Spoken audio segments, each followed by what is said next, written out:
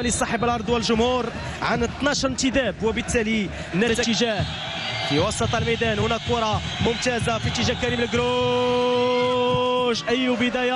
أي بداية لفريق شباب السوالم الرياضي القادم من شباب المحمدية، يتمكن من افتتاح حصة التسجيل في الدقيقة الثانية من بداية المباراة. بداية قوية لشباب السوالم الرياضي ولكتيبة رضوان الحيمر. هدف أول في اللقاء، هدف مفاجئ لفريق الدفاع عن الحد، يغير صواب ضائعة. هنا انطلاقة بشكل جيد عربيدي بالتفصيل. إن أتاحت لنا الفرصة التي تنطلق برتم جيد جدا مع بداية كورتو بلالي لوحده الضغط، لكن هناك المساندة حضرت في الوقت المناسب من جانب توفيق راسكو القادم من الفتح الرياضي. صفوف المركز الثالث ب3 انتصارات. فرصة، هناك فراغات على مستوى دفاعات فريق الدفاع الحسني الجديدي. اليوسفي تسديدة من جديد.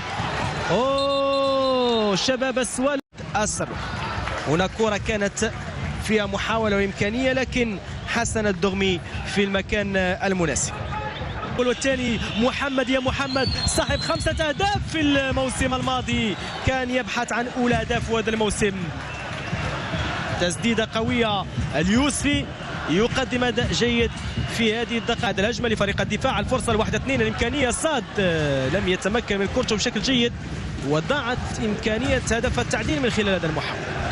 عود من جديد عربيدي يلعب كورته في اتجاه صاد، لكن شباب السوالم الذي يلعب باقي الأخطاء. هنا فرصة والإمكانية، انطلاقة، هو يونس، هو الساخي أولى. وفي هذا المباراة يعاني على مستوى صدى الدفاع. موجودة هنا الفرصة والإمكانية، لكن سبق الكرة أكثر من اللازم يونس الساخي. هذا المرة يتحول إلى الجهة اليسرى في تبديل الأماكن البين. تمرر الكرة، فرصة للدفاع، فرصة دفاع الإمكانية، لكن التسديدة ما حملت مع طابع الخطورة في هذه الجولة الأولى من جانب شباب السوالم الرياضي. كريم القروش بذكاء المهاجم القناص يوقع المدافع ياسين فاتن. مدى الخلوي محمد ويتركها لليموري. مرت محادية للمرمى. الحكم يشير بهدوء في وسط الميدان. تمريرة في دار الدفاع، لكن لم فريق شباب السوالم هي العودة في المساندة الدفاعية. هذا ساد مصطفى أتت ككرة اللقاء من أجل العودة في النتيجة. لكن تصنعها الجماهير الجديدية هنا بملعب العبدي بالجديدة في انطلاقة عمر الهنودي. تعود لراسكو، تمريرة ممتازة في دار الدفاع. اليوسفي هناك تسلل، لكن الفكرة كانت جيدة من توفيق راسكو. تعود الكرة ممتازة، الكرة الماضية، والتصدي كان من محمد اليوسف. هنا تمريرة ممتازة بين المزراوي أو المزاوري، تدخل من جديد. فرصة للدفاع، فرصة يضيع. غريبة الكرة الماضية كيف ضاعت. دفاع الحسني جديد يضغط ويلعب بدفاع متقدم. تسديدة قوية مرت محادية للمرمى. الكرة الماضية لتناصر وتشجع فريق الدفاع لا تذهب حزينة. فرصة مصطفى صاد مرة أخرى لم يكن محظوظ، وتألق من جانب تحضير. ملعوب الكرة بطريقة جيدة عن طريق الجيراري. فرصة الإمكانية، كاباتي صوب كرة مرت محادية للمرمى.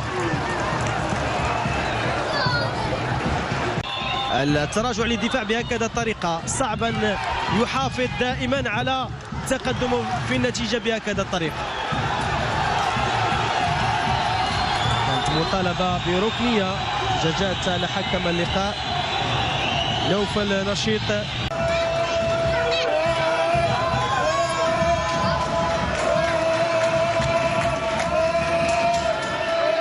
هل كانت هناك لمسة يد لجاد أصواب؟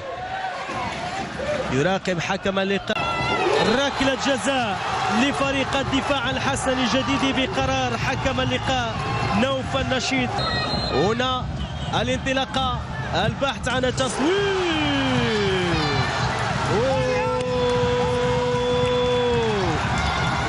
هدف التعديل لفريق الدفاع الحسني الجديد عن طريق المدافع ياسين فاتن يفتن بقدمه. ثاني كرة في اتجاه مصطفى الساد، بالكعب في اتجاه ماجي. التغييرات أعطت دينامية أخرى في الخط الأمامي فريق الدفاع على مستوى الأجنحة. فرصة تمريرة إمكانية كاباتي، حسن الدغمي يرد على تصدي مصطفى الساد. هنا الفرصة لكن الكرة سهلة هذه المرة عن داخل انطلاقة، وهذا الخلوي. هنا المحاولة لفريق الدفاع كانت